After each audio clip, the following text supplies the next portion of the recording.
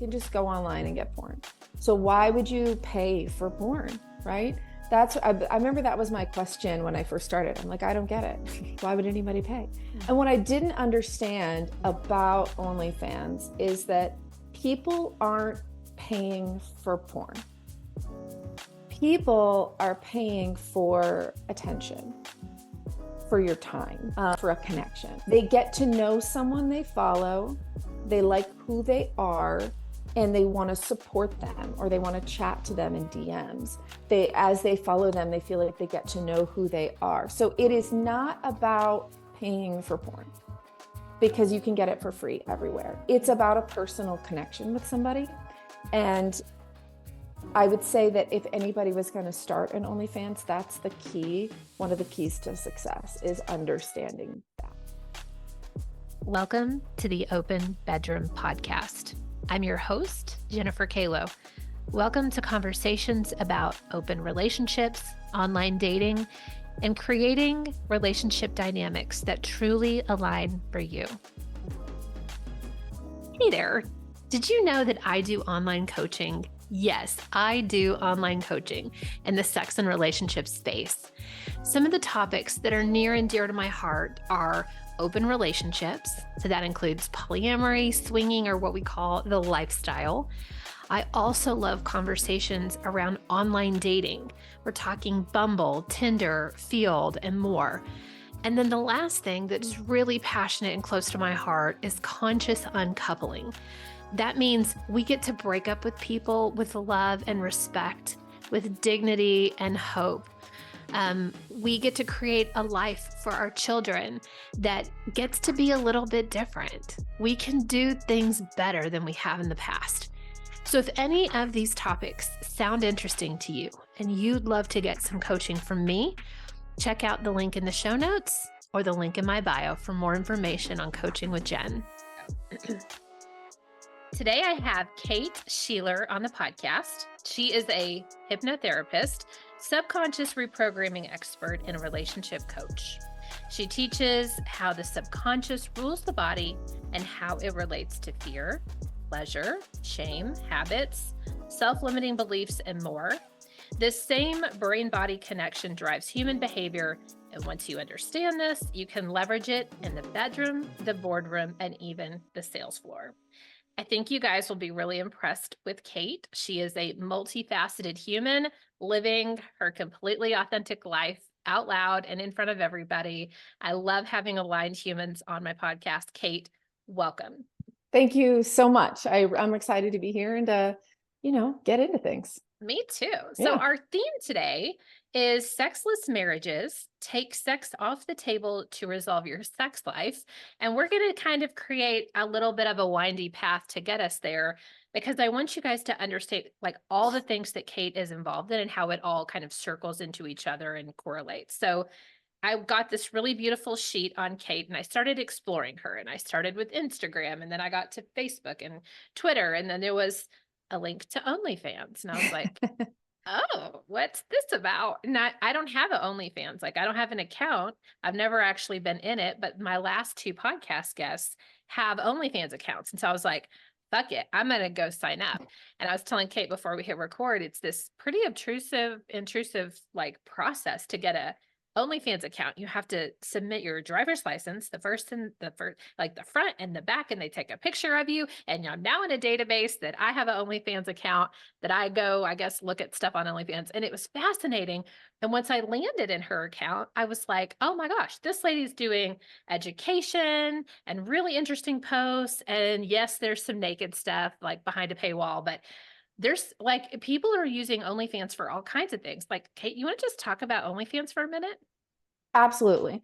So OnlyFans really, it began as simply a platform that people, like a Patreon. That's how it sort of began. And there was some sexy stuff, but there was also like coaches that you could buy their programs, and a lot, life coaches and stuff like that. And then a guy came in and he sort of bought the company, and he came from the world of camming. So girls that do like live camming shows online. And that really changed the direction of OnlyFans, where it became a platform for forms of sex work. Let's call it all sex work, even if you're not seeing clients in that way. Like you're just simply selling sexy stuff, content. So that isn't the only thing on OnlyFans, but it is the thing it's known for. And it is just absolutely blown up. It really blew up during the pandemic because people were home, people were bored, and people needed an income stream, right? So it drove people to OnlyFans. What I like about OnlyFans, big picture, is that it takes an industry that people are in and have been in since the beginning of time. It's the oldest profession for a reason. Yeah. And it makes it much safer because, you know, I sell some sexy photos and videos. That's kind of all I do. But some people are more explicit with their content. Some people used to see clients, but now they don't. They just make their own content. So what it does is it allows, and if you're a porn actress, previously you might have an agent, maybe you get sent out, you get cast in something, you get set up with an actor that you don't have any control over who you work with, right? And you get put in scenes. Sometimes there's wonderful directors, and then there's also sets that are not respectful or not safe. And now you control what content you make. You own your own content. You control who you work with, or if you work with anyone else at all. Maybe you only do solo. Maybe you only work with your boyfriend or your husband. You own your content and you control everything.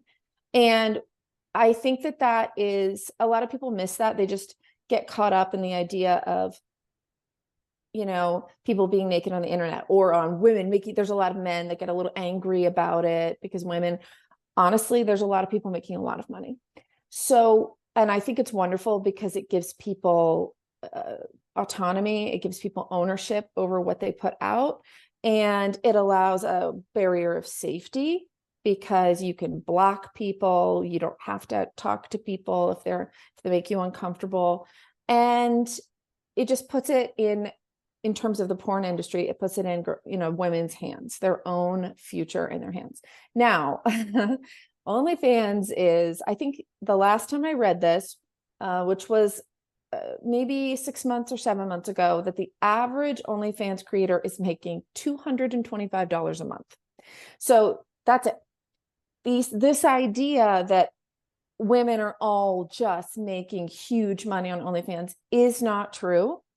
And most people aren't, only because it is now a saturated business. There's so many people in it. And it's not, people just think, oh, I'm going to take some sexy photos, I'm going to put them on OnlyFans, people will buy them, and I'll make lots of money. And I wish that was true. It might have been a little bit more true at the beginning, but now there's millions of creators. And so competition is high. There is no algorithm like any of our social media platforms. There's no way to be discovered by people who don't follow you. If you had an OnlyFans account, I would have to go to your account through a link that was specific to you, sign up for the platform, which is intrusive, the age verification, and then I follow you and I see your content. So other than that, there's nothing that goes viral. There is no viral content. So it is how do you get customers to your shop? Very difficult. And so it is more than a full-time business. I would never tell anybody that this is a business where you can just make like money passively. It is more than a full-time job. However, you do get to be at home, set your schedule, make the rules for yourself, right? So it is wonderful in that way. However, please know that it is a ton of work. And one of the main things about the platform that make it, why do people like, porn is free, right? We can just go online and get porn. So why would you pay for porn, right? I remember that was my question when I first started. I'm like, I don't get it. Why would anybody pay? And what I didn't understand about OnlyFans is that people aren't paying for porn. People are paying for attention, for your time, for a connection. They get to know someone they follow, they like who they are, and they want to support them, or they want to chat to them in DMs. As they follow them, they feel like they get to know who they are. So it is not about paying for porn, because you can get it for free everywhere. It's about a personal connection with somebody. And I would say that if anybody was going to start an OnlyFans, that's the key. One of the keys to success is understanding that. Mm-hmm. You know, they need to like you. Yeah, which I'm sure, again, feels a bit intrusive in your life, where you're like, everybody thinks that they know me. Like, they see this pussy and they think that they know it, but they don't actually know you. You're a person behind a million walls and a computer and they don't know where you live, which is great, right? Like, we want that. Go ahead. I often feel, I think I have an insecurity that I have is that people who follow me and are wonderful to me, I have so many people who are just so wonderful, but I feel that they see me on a pedestal and they have a version of me in their mind, and that if they run into me and meet me somewhere, that they'd be disappointed because I'm just a person. Yeah. And I think that is my personal insecurity about OnlyFans, is actually that I always feel like I'm a letdown in real life, because I feel like it's easy to see somebody, first of all, as just always ready for sex, always in the mood, all of those things that sometimes this kind of content can make somebody think, right? But I'm just a regular person. However, I do think on my account, I do try to be real. I do make videos that have nothing to do with my personal sex life or content. I do try to be a real person, but that is how I feel, because I think it's easy to lock into the fantasy of girls and forget that they're just regular people. Yeah, for sure. This is so fascinating, because you're not just like an OnlyFans girl. You have a fucking business. You're a hypnotist, like a hypnotherapist. I think that's the right word. Okay. Like, you are a coach. You're a classy lady. Like, if I saw you at Walmart, I would never in a million years be like, this lady's showing everybody her naked parts. Yeah, well. So like, how do you, I guess, how do you give yourself permission to show up so fully and authentically in your life? And I know, like, being in an open relationship, I feel repercussions from my own family just for being open. And like, I can't imagine all the extra layers that you're like, no, this is fucking me. And I have a sex life and I'm a sexy person and I make money doing this and it helps, feed my family. Like, I'm just curious, how do you feel so emboldened to be fully yourself publicly? That's a great question. It's and it's a complicated answer, I think. But for me, I started off doing hypnotherapy, and I used hypnotherapy on myself, self-hypnosis, to overcome a lifelong issue that I had had having orgasms. It was a huge struggle for me for my whole life. And having an orgasm alone, I could do, but with another person, I could not. And even if they were just in the room, I couldn't masturbate and orgasm. And I had gotten to the point, I tried everything, all the therapies, I tried the toys, I tried other women. Maybe that will do it. I've tried, and then I had actually gone beyond that process and had just sort of given up. Like, oh, this is how it is for me. This is just how I am. And then I was able to use hypnotherapy to finally break through. And that was huge for me. I mean, because it's not just about an orgasm. It's also really tied in. It's very emotional and subconscious. Your relationship with your body and your sexuality is really integrated into a lot of other emotions and the way you feel about yourself and your self-esteem, and do you feel feminine and all of those, sexy, or any of those things. So this was a huge, huge thing for me. And at the time, I was posting on my Instagram about the mind and hypnosis and all of that sort of thing, thinking, like you normally would, this is how I'll find clients, right? Which was great. But then I thought, well, you know what? I'm going to talk about sex and I'm going to tell people about this orgasm thing. And I don't know, we're just going to see what happens. I looked around the world of hypnotherapy and I didn't see anybody talking about sex, like nobody. And I was sort of shocked because I'm like, well, why is nobody talking about this? Because it is a highly subconscious experience, and how you connect with another person, how you feel about your body goes back to how you were raised and your views on sexuality and shame. And why is nobody talking about this? And so I just decided to start talking about it.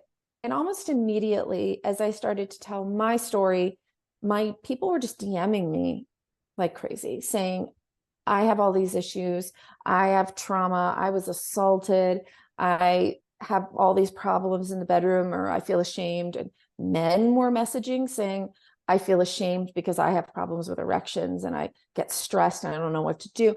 And that's when I had that aha moment of realizing, oh, this is something that is important to talk about. And a lot of people don't know who to talk to about things. And they don't have someone. And even traditional therapy, it can be hard because a lot of therapists are not trained to talk about sexuality, and they bring a lot of their own biases into the therapy. Now, there are many amazing sex positive therapists, but that is something that is relatively new to sort of come about. And there's a lot of therapists that are not particularly comfortable, especially if you were going to talk about like being in a polyamorous relationship or an open relationship. So a lot of people just, I think, felt like they had a lot of things they were holding inside. And then somehow me talking about it was giving them permission. So it really guided me. And I was like, oh, okay, this is how I think this is what I'm going to focus on in hypnosis and hypnotherapy. Because there's a million people losing weight and stopping smoking. Yep. Right. Which are, you can work on anything in hypnosis, but those are biggies. And I was like, I'm not going to worry about that. I'm going to really focus on sex and sexuality. So I just started to make all my content about that and try to help people and educate people how to understand why they may be having problems, and then understand and give them some tools to change it. Mm-hmm. So that process, that really took off. And then I was seeing a lot of clients online, especially during the pandemic. I was seeing only clients over Zoom, and it was just all day, every day. And then I decided to it was like the OnlyFans thing was just like a curiosity. Mm-hmm. And I've, for whatever reason, always been pretty comfortable with like the idea. I didn't think, I was like, I don't know if I'm going to be nervous but I didn't even go naked. I mean, I had some pictures of me in like full back underwear that was kind of sheer, but not really covering up my boobs, like nothing really showing. And I just kind of announced to the Instagram people that I was going to like start one, and I'm going to see. I thought it'd be a little hobby.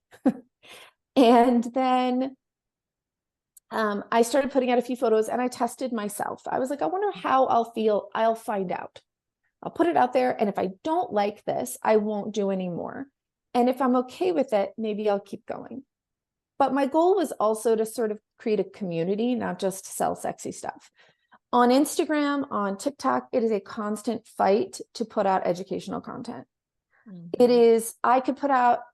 I got flagged recently for a video about like sensation play and explaining about like feathers and ice and I bleep things, and I try to really be careful. And so I put out a new educational video, brand new one, every single day. And so it's a problem. One of my TikToks, I had millions of followers. It got deleted. They didn't tell me why. I'm like, I don't even know what I said. there's other people on there literally doing like sexy dances, wearing almost nothing. And I'm dressed like this, just talking about sex ed. And it's a huge problem. So that was another thing that drove me to OnlyFans, is like, I felt like I can't really talk to people in a straightforward way very easily. So that was sort of, and I just thought, well, I talk about having a positive relationship with your body, with sex, getting over shame. I'm going to apply it to myself. I'm going to find out what my issues are, and I'm going to sort of be my own guinea pig. So I just started it for that reason, to build a community, to be able to talk and educate.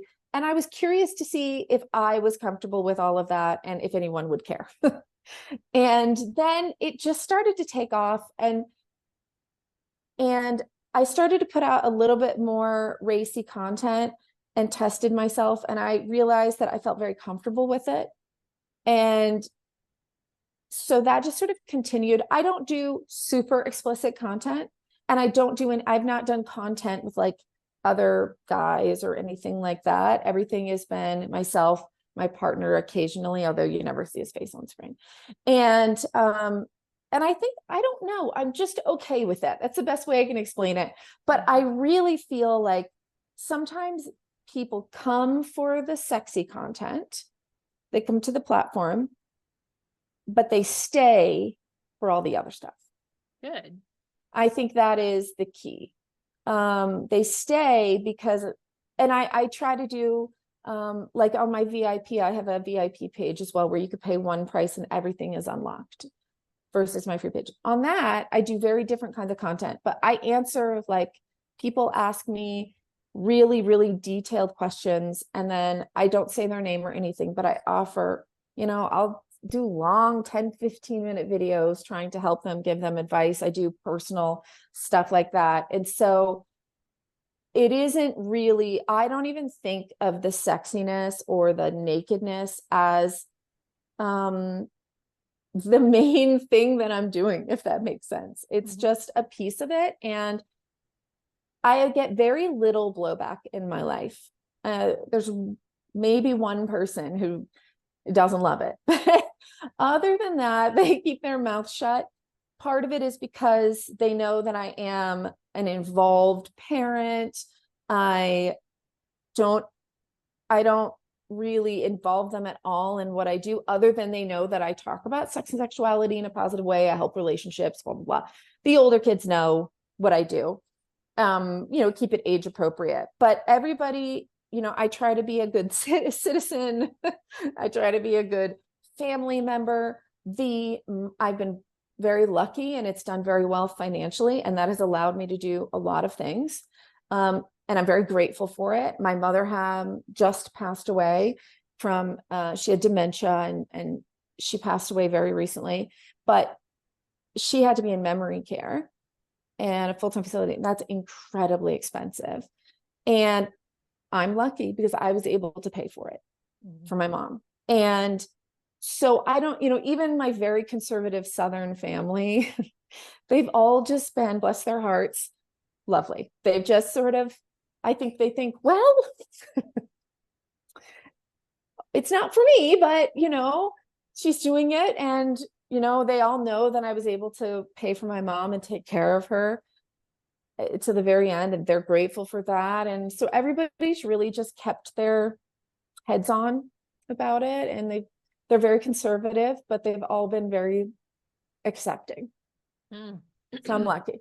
I have like so many things I want to say. Okay. So one is, censorship is such a bitch. So I started a Patreon like 9 months ago because I was like, I'm going to get kicked off of all of these platforms. And like you, I am fully dressed. I look like I could be a freaking school teacher. Yep. And I'm trying to do education about sex, and everything is censored. And I tell my team, I'm like, you can't put the word anal on a video or in a video, or you can't say sex. You can't say this. You can't say that. Whitney Miller, I don't know if you know her or not, but her and her partner are on OnlyFans. She's got, 500,000 followers on TikTok, and she's continuously getting banned too. And so like we had this conversation, and I'm like, let's try Patreon. She has a Patreon, And I had such a hard time getting my own people to like follow me over there. People want free content, but then they don't want to have to pay anything for it. Even $5 a month. It was like ridiculous. So I have like 75 videos that I made over there. And so now I'm slowly trickling them into our podcasts, just being Yeah. really careful about how we advertise. Cause a lot of it's like anal stuff, or like I went to a dungeon with the dominatrix and here's what happened. And I never thought about going to OnlyFans for education. But for those of you listening that haven't considered this, if you're looking for that kind of stuff and you're not finding it on your podcast, or you're not finding it on Instagram, it's because we can't do it there. Right. And go check out OnlyFans and see what you find. See if you can find some good education. Go follow Kate for sure. She's got a bunch of really good stuff. So you mentioned making really good money. And I know that there was Mhm. a really big, I know this isn't supposed to be all about OnlyFans, but I'm No, it's okay. curious. Okay.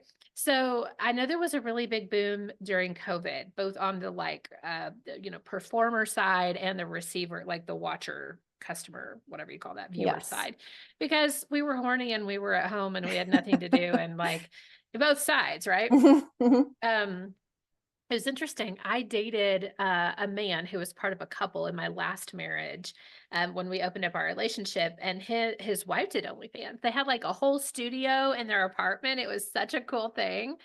So I feel like I have a tiny bit of experience with this, but I'm curious now that, I mean, COVID's what, year and a half, 2 years, however long it's been It's a a blur. while.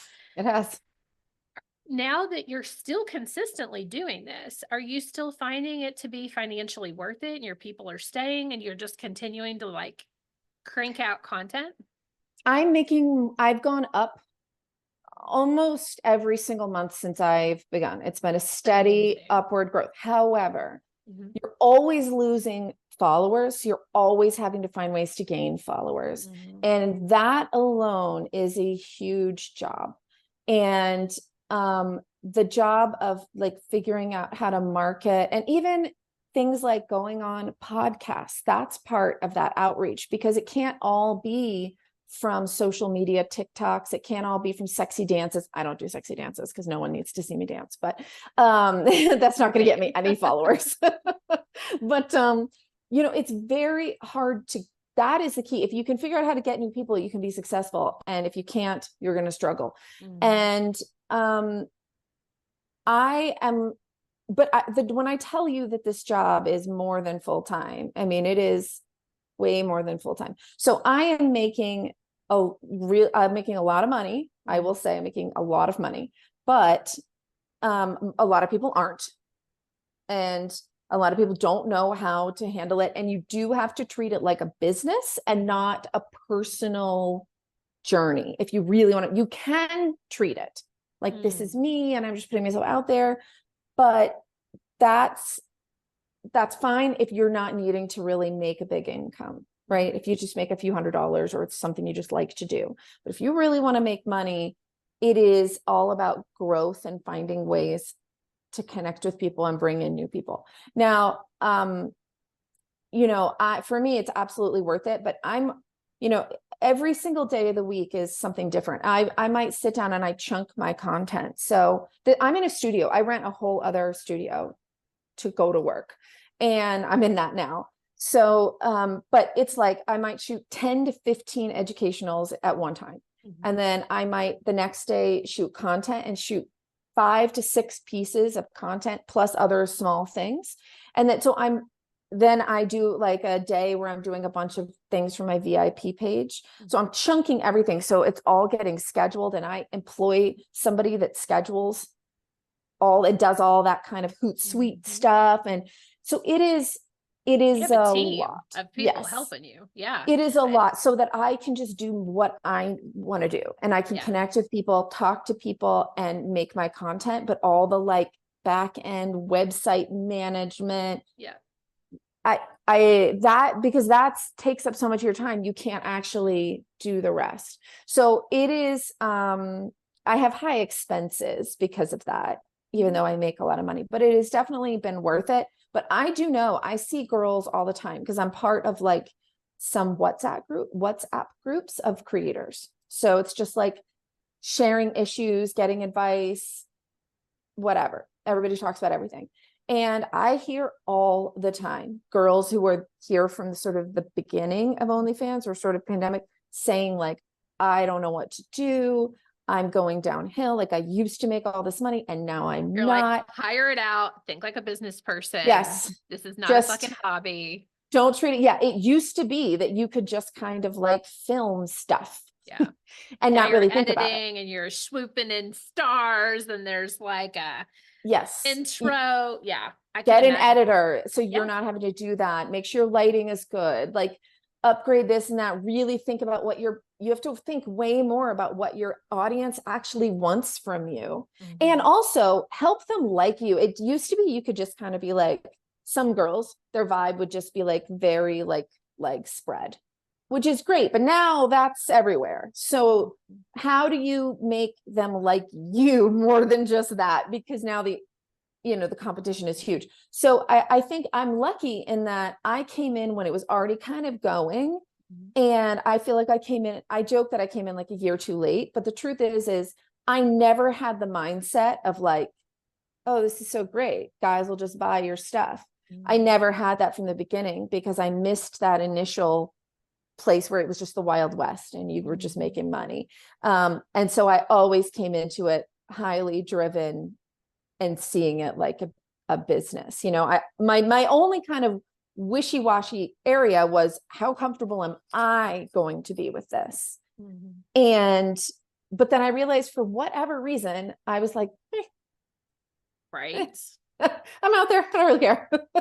And I don't know why, but maybe I feel that too. I mean, I have a podcast called The Open Bedroom. So my other side of, because I'm a businesswoman as well, and I own 3 companies. One is this podcast. I do sex and relationship coaching for open relationships, and I have a multi-million-dollar retail business where I help companies sell in Amazon and Walmart. Amazing. And that's my day job. Like I have a whole team that helps me do this, and so I totally get it. But when I started doing the sexier stuff, and the cover to my podcast is me in lingerie with no bra, like my nipples are there. Like I'm like, if you don't like me, that's totally okay. And if it feels like, you're a little stuffy and like this is giving you heartburn, like just go follow somebody else. Just don't engage. And it's fine. Yeah, I don't know. I guess I just, and I realized at some point that I think I don't feel like sex is shameful. I just don't. I think it's really natural. I mean, animals are doing it all the time, but we don't put the emotional weight on that. When you see your dog hump another dog, you're not like, God's looking at you. We don't, or save that for one dog, right? That's right. We don't, because we don't put the emotional weight on it. We give it importance. It's all, it's derived from us, and we don't put it on animals. We don't put it on apes. We don't even care. We don't think about it. So, but when it comes to us, what we put on our bodies and how we present ourselves, there's an undercurrent of this should be covered up. And so what you're doing is in some way shameful. And I guess I just was like, I don't agree. I don't even think being naked on the internet is shameful. And a lot of people are obviously going to very much disagree with me, but I'm like, why? Take religion out and give me a why. Without religion, without a religiously based answer, tell me why being naked is shameful. I don't think there is one. And it's really hard. And when you layer on like that, we're here to help other women, other men as well, but like mostly it's women who, if we get back to like sexless marriages or you and your hypnotherapy and learning how to have an orgasm, it's mostly women that are like, I can't feel this whole circle area of my, like, there is nothing here. I can't feel anything. My girlfriend is working with women and with couples to help them feel their bodies again.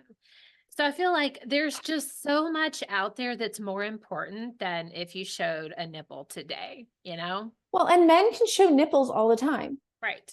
Right. So the nipple, and actually this one I find especially odd here, because a man's nipple, let's just, obviously, I'm referring to man and woman here in the most, I understand, traditional sense, but just for the sake of this, go with it. A man's nipples are strictly a sexual part of their body. They're there, right? They're either neutral or they're there they feel good sexually, right? But they're not feeding babies. Right. There's not like they're not a tool for anything. There's just a sexual part of their body, but they're free.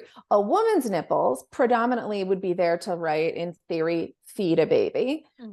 But those are the ones that have to be covered up and censored. And they're the ones we feel weird about. And I find that odd because you know what I mean? It's like we sexualize the women's breasts, but the men's breasts, what else are they doing? Yeah, it's like they're on accident on their body because they didn't need to be there. So. And if they're there, they like them to be stimulated because it feels good sexually, but they're not, like, there's no utility. So I just find it interesting that we still, even with that, sexualize the women's breasts, but not the men's, you know? Yeah. And it's, so the whole thing is just odd. And it's all, stuff we've imposed, that we've created these ideas that we've put on our bodies. And I guess I just was like, well, I don't agree with it in theory. That doesn't mean I'll feel good about being naked. That's two different things, how you feel and how you think. But I put it out there and I was like, I don't even think I like it. I'm going to be completely honest. I'm not even, people would roll their eyes because I do OnlyFans, but I actually don't feel like I'm an exhibitionist at all. If I've been to clubs and stuff, I'm not into being watched or anything. It's part of my business and I'm okay with it. But a lot of times guys will be like, do you get off knowing that guys are looking at your content? I get asked that a lot. And I feel like it's a letdown that my answer is like, not really. No, I don't really think about it. I kind of have fun with my husband making content. And then that's it. I don't know. I'm just okay with it being out there. And I'm like, I'm glad you like it. That's great. But I don't personally, like, that's not an important thing for me to be watched or seen or looked at. It's just like, I'm just okay with it. And it's part of my business. And also so is making educational content and coaching and helping people. That's also part of my business. And just like I'm okay talking about my personal life or giving opinions online, which in many ways I feel is scarier than being naked. I actually feel the stakes are higher for that than they are for my body. Yeah. Like, we all have one. I don't find it to be that crazy, but, I don't know. Nope. I totally agree with you. Like Scott and I just recorded the other day about men's what was it? The men's like dissociation with sex. And that also causes like, so we're talking about erection issues and this like dissociative thing that men do where they're like, I have a problem, but I don't want to deal with the problem. And then it just exacerbates, and which kind of leads to sexless marriages. And all of a sudden, 6 months to a year, you look up and you're like, oh, we haven't fucked in forever. I can't remember the last time. And then people end up like with you or me, and they're doing poaching because they're like, I haven't had sex in 9 years and I hate my husband. And so he's talking about the spiral of detachment that men have. And we got so freaking like raw is the word I want to use. Just like we were talking. So I have such a high sex drive and like could fuck multiple times a day. And it would just make my heart so happy. If you look at erotic blueprints, I'm a very, very high sexual. And my partner, Scott, I'm like, there's a picture on the wall of him over here. My partner, Scott, is sensual and energetic. So like he has to feel like engaged with me, and he has to be touched, to be stimulated, to be turned on. It's like a process. And so we were talking about our own sex life and how sometimes it's really hard because he'll be like, I am so need a break. Like, can we just circle back in a week or two, like, and we're in an open relationship. So I'm like, we want to come play, and he's just like, I'm sexually like overwhelmed. Like I need a break. But it's hard to admit that, It you know, is. that's harder than showing up in sexy lingerie on a podcast cover. To me, yeah. I get that. And so most people, but for most people, they would feel really, really scared to put their body out there, but less scared to put their thoughts out there or their feelings, opinions, and personal life. And I feel the opposite. So yeah, that's interesting. I absolutely understand that. Yeah, for sure. It's cool that you did talk about it. And it's great that obviously, because this is your world, you talk about these things, you coach people. So you and your partner probably can also talk about things that a lot of other people can't or can't yet or have not tried. And that really is the thing. It's like so many people, so many couples, they get into the same fights, the same cycles, they say the same things, or they have the same patterns. But like the sexless marriage idea, we get stuck in cycles, these routines of arguments, or the way if we just stopped and had a real conversation about why. So just without screaming, really listening, and really being willing to say what you're really thinking and feeling, and really listen to your partner. You know, usually when two people are not having sex, it isn't really a sex problem. It really is rarely a sex problem, but everybody tries to treat it like a sex problem. You're not having sex with each other. Okay, try initiating sex. If you're not normally the initiator, try having a sexual agreement, try having a schedule. Those are tools, don't get me wrong, but that is really treating it as a problem with how much sex you're having.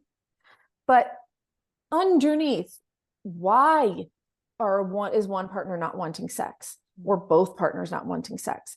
It's not really usually about sex. It's usually a connection problem. It's connection. It's self-esteem. Sometimes there's a trauma, body issues, problems in their marriage. Maybe one partner is doing all the domestic labor and they feel resentful and exhausted. Maybe they're out of balance in some way. There's so many things to deal with that get at the root, and sex is up here at the top. It's the surface problem. But those conversations can be scary to have. It can be scary to hear, to really ask your partner why. It can be scary to say why. Sometimes you don't want to hurt your partner's feelings, or you feel like you're going to be judged, right? And it can be scary, but it is the breakthrough. I like role playing sometimes. And so I'm sitting here thinking, how do you even start a conversation like this? If you're like, fuck, it's been a couple weeks, or whatever your amount of time is, it feels like a lot. That feels like a lot to me. How do you broach the subject where you're like, hey, I don't think it's this. I think it's something else. And let's talk about it. Well, I always say there's a couple of just general things that make it a little easier on you to have these conversations, or any tough conversation. One, don't have it in the bedroom. A lot of people will sort of like be in bed with their partner and either make a move and get rejected, and then decide to say, we haven't had sex in weeks or months. Well, that's a terrible time to have that conversation, because that is the most high pressure situation. You know, your partner may feel pressured to, they just said no to you, and they're feeling pressured by you, and they feel bad or whatever. Terrible place. Don't have it in the bedroom.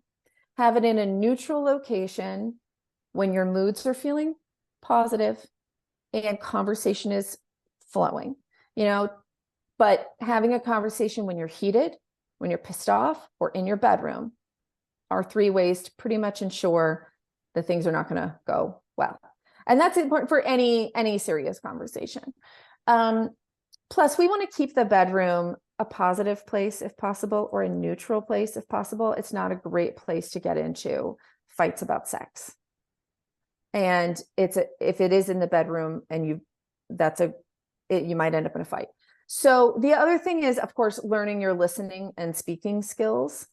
And there isn't a set of magic words, unfortunately, that we can say that will always create a positive conversation. But understanding that your tone matters, and sometimes using things like the Oreo cookie method can be helpful, which is like, give them a positive statement, something you want to work on, and another like, hey, hey, there's something I just kind of want to bring up to you. I love you, and you do all these things for me. I feel like something's going a little off for us in the bedroom. I just have this feeling, but I want to work it out, and I really want to hear what you have to say. It's like a positive thing, the thing you want to work on, and a positive. So you're reassuring them that you care about them, but really, and I think first it's like, hey, we haven't had sex in a long time, whatever this time period is. And I know it's hard to talk about it, but I really want to hear, I think I know what's going on with me, maybe what I'm thinking and feeling. I don't want to make assumptions about you. So like, are you feeling tired? Are you feeling disconnected from me? Do you feel like there's something going on that's deeper than this? Is there something you need? Are you willing to talk about this with me? And just if you can manage to have that kind of conversation, also understand your partner may not respond positively. You cannot control how your partner responds. All you can do is control how you speak and how you respond. Mm-hmm. So coming into it with a tone that is caring and with curiosity, you're going to have a much better chance rather than, hey, we haven't fucked in months. What the fuck is going on? It's probably not going to give you a positive response. So you have to understand that you want to come to somebody in the way you would want to be approached. And then you have to be willing to listen. That's sometimes even the hardest part, even when they're saying something that you think is wrong. If your partner starts out and says, well, I just feel like you've been doing this thing with me. You've been really short with me. It's so easy to be like, no, I haven't, so it can be very hard to just listen. Right. And use I feel statements instead of accusations. You'd ever do the dishes is I feel like you don't ever do the dishes. That's going to also lend itself. There's some gray area subconsciously with I feel, and it lowers that defensive reaction in another person when you can use an I feel statement. But you have to understand that you may have to bring this up multiple times because they may need to react badly and shut down and not engage with you or whatever, be defensive or be locked down. And you may have to, and then that's going to simmer within their mind for a little while. And you may have to bring it up again. Hey, last week I brought this thing up and I know you felt like you didn't really want to talk about it. I feel like it's really important. Can we talk about it? Right. And if in the end your partner is not willing to talk about it with you and you're doing all your best, you may need to ask them to see a therapist with you, to get a third person in the room who's not on anyone's side, but is there to help give you guys tools to have conversation, because it really is important. Mm-hmm. And if you can learn these tools and get through this, and you can use these tools for every other important conversation in your life. It's not just about sex. Awesome. And you coach on this stuff?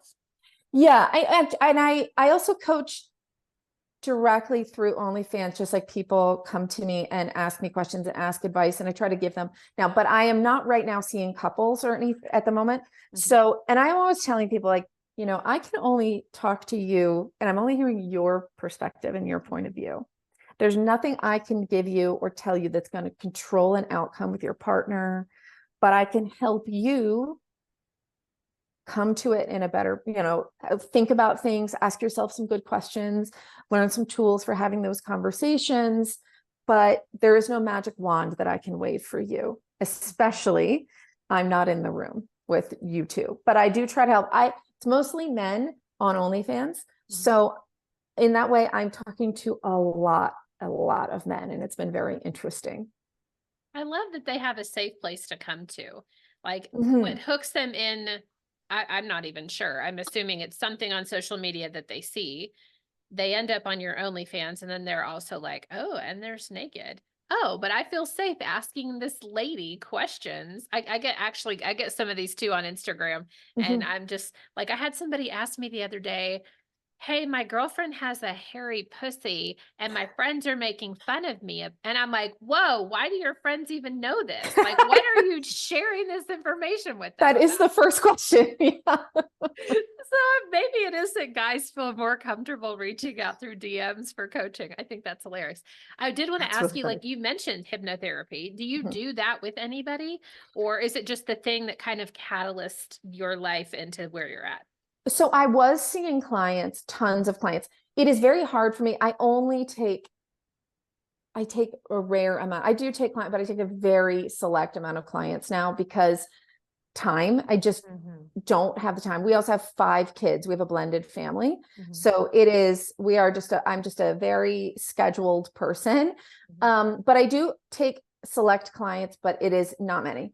And so most of my work is now teaching people about the subconscious, teaching them how to change, helping them understand subconscious patterns, why they exist, and then helping them understand if they want to change it. Like one of the big things that I would say I get a lot is a lot of men feel a huge amount of shame about their sexuality and they feel like they're addicted to porn. Mm. And so that's become something. I would say the 2 things that come to me the most are perceived porn addiction and sexless marriages. Those are the 2 things I get more than anything else. And when it comes to porn addiction, which porn addiction is not a recognized diagnosis, that's the first thing, is helping them understand. And most of the negative feelings they have are coming from how they perceive themselves, the problem they perceive to have, rather than any actual problem with porn itself. And I talk to them a lot about how they feel about sex in general, trying to really help them understand how they've been programmed and why, whether it's how they grew up, their cultural groups, their background, and then starting to help them understand when a lot of times when guys are addicted or they feel that they're addicted to porn, typically you're also finding men that feel isolated, lonely, alone, anxious. They feel a lot of other things going on in their life, and porn becomes a way for them to essentially either relax or detach, right? So it's really, I'm always asking them questions. Let's not talk, because the subconscious mind does not respond well to negative suggestions. For example, the classic, don't think of a pink elephant. Okay. You can't do it.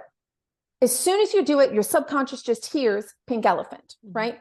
So if you don't want to think of a pink elephant, you have to then redirect how you think.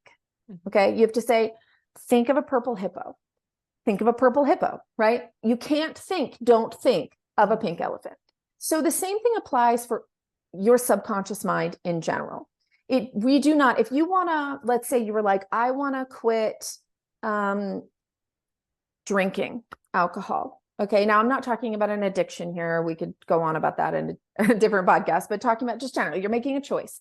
It is very hard to think, about not doing something. You're going to then set yourself up as soon as you do it. Now you feel like a failure, and then you feel shame, which drives a behavior, right? So you get stuck in the cycle. Whereas if you think, okay, I'm going to not worry about not drinking, but I am going to worry about drinking my 100, I'm going to drink, 100 ounces of water a day. I'm going to I'm going to do some more exercise. So as soon as you start enriching your life in other ways, you start worrying about, maybe you take a class on small talk and networking and you work on your overall health.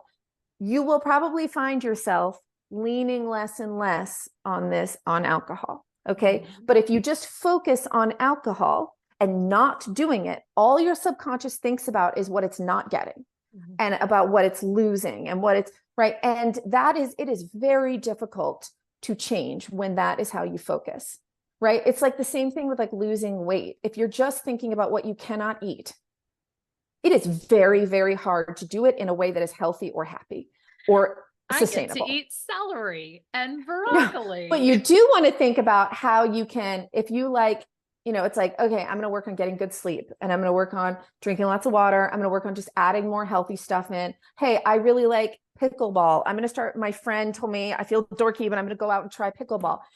It's like, always look for how you can enrich your life in ways that are adding to your life instead of focusing on taking away. It's much harder.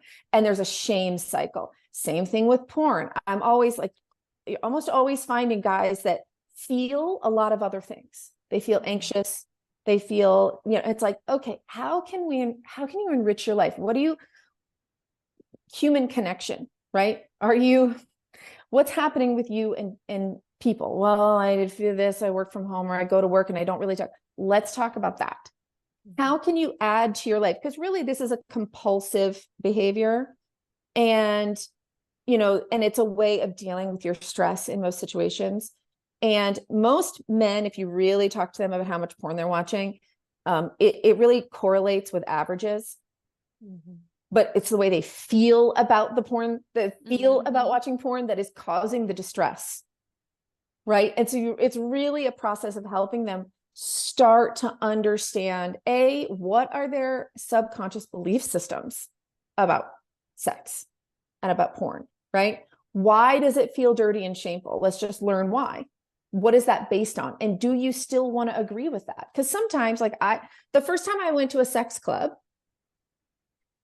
I left, I had bad dreams that night. I slept horribly and I felt very dirty and shameful and horrible. I just had bad feelings. And that was a really interesting experience for me, because consciously, I think there's zero problems with a sex club. Mm-hmm. My conscious mind is like, this is cool and great and positive, and people are doing these things and they're having fun and whatever. But I felt icky when I went to one. So I had a conflict between something going on subconsciously and how I think consciously. And when we're in conflict, it's our emotional mind that drives our behavior. And right. So that was an opportunity for me to do some work. And I was like, oh, I realized I have some programming that I no longer aligns with who I am and how I want to live my life. So I realized that I needed to do some work, because I felt icky, but that's not how I want to live. It doesn't reflect who I am anymore. So I did some work on that. You know what I mean? I really started to break down why and start reflecting. And I went back and started challenging myself to sort of open my mind and think differently. And now I do think and feel differently, and I'm much more in alignment.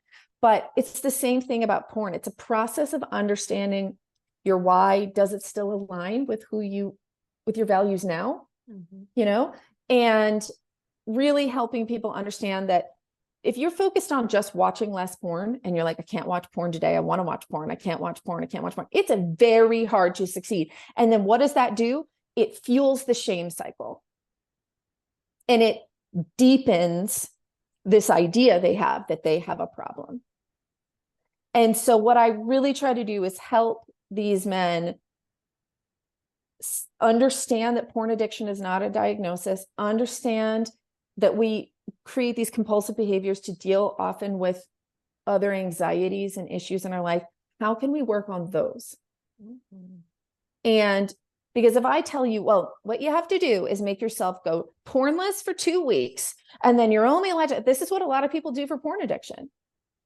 And it's not helpful, but that's most of the porn addiction courses and stuff are also actually just religiously based courses. And it's such a shame cycle. It sets men up for failure. Then they validate this belief that they have a problem, which then creates more shame and self-hatred and it's this terrible, horrible, pointless cycle.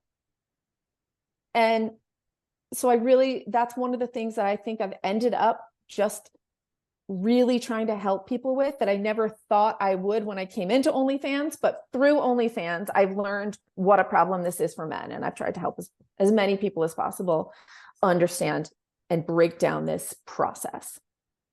Brilliant. Well, thank you for giving like a safe place for people to go to have these conversations with you, to, like get your coaching and all of that all in one. thank you for being on today. What is the best way for people to find you if they're like, oh my God, I need more Kate in my life? Thank you. Instagram has everything, lots of videos, all my links, anything you want to know. So at Kate Shelor, KateShelor. Perfect. And I'll put the link in the notes below so you guys can just scroll down real quick, hit follow, and then like me, just dive into the link tree and dive into all the things that she has to offer. Kate, thank you so much for being on today. Thank you so much for having me. Appreciate it so much. Had fun. Bye. Thank you for listening to the Open Bedroom Podcast. If you enjoyed today's episode, go ahead and give us a like and click subscribe below and stay up to date on all the new episodes that we release. If you have a topic that you'd really like more information on, leave us a comment below and we'll see what we can do. Feel free to share this podcast with all of your friends and especially your partners. This is a great way to open up some amazing conversations. We'll see you next week.